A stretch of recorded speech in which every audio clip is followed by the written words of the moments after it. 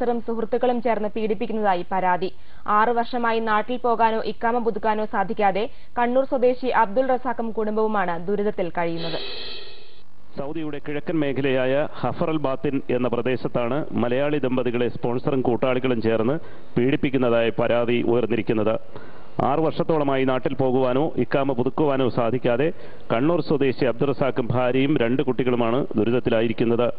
റസാഖിന്റെ വാഹനവും വ്യാപാര സ്ഥാപനങ്ങളും പിടിച്ചെടുക്കുന്നതിന് വേണ്ടി സ്വന്തം നാട്ടുകാരൻ തന്നെ വെച്ച കെണിയിലാണ് റസാഖും കുടുംബവും അകപ്പെട്ടിരിക്കുന്നത്. സുഹൃത്തായിരുന്നു. മുമ്പ് പൈസ ഇടപാടുകളൊക്കെ നടത്തിയിട്ട് തരാനുള്ളതിൻ്റെയൊക്കെ പേരിൽ നമ്മളവിടെ വെച്ച് അദ്ദേഹം നിർത്തിയ. പിന്നെ ഒരു വിഭാഗത്തിൽ വന്ന് കാശ് കടം പോകണമെന്ന് പറഞ്ഞ് കൊടുക്കാൻ പറ്റിയില്ല. അത് കഴിഞ്ഞ് ബ്ലേഡ് ബാങ്കിൽ നിന്ന് എടുക്കാൻ വേണ്ടി ജാമ്യം നിൽക്കണമെന്ന് പറഞ്ഞു. ജീവിക്കാൻ പറ്റില്ല, ആത്മഹത്യ കഴിയും. നിസാര പ്രശ്നങ്ങളുടെ പേരിൽ ഉടലെടുത്ത തർക്കത്തെ തുടർന്ന് സുഹൃത്തും നാട്ടുകാരനുമായ ബാബു സ്പോൺസറെ തെറ്റിദ്ധരിപ്പിക്കുകയും സ്പോൺസർ ഹുറൂബ് ആക്കുകയും ചെയ്തു. ഈ അവസ്ഥയിൽ നാട്ടിൽ പോകുവാനോ എന്തെങ്കിലും തൊഴിലെടുത്ത് ജീവിക്കുവാനോ പറ്റാത്ത സാഹചര്യത്തിലാണ് ഈ കുടുംബം ഇപ്പോഴുള്ളത്. രമ്യമായി പ്രശ്നം പരിഹരിക്കുന്നതിന് ഇപ്പോൾ റസാഖും കുടുംബവും ഇന്ത്യൻ എംബസിയെ സമീപിച്ചിരിക്കുകയാണ്. നിരവധി തവണ ബാബു ചില പ്രാദേശിക സ്വാധീനങ്ങൾ ഉപയോഗപ്പെടുത്തി റസാഖിനെ പീഡിപ്പിച്ചതായും പരാതിയിൽ പറയുന്നു.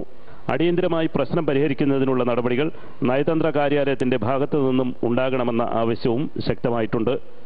ജീവൻ ന്യൂസ്, ഹഫർ അൽ ബാത്തിൻ.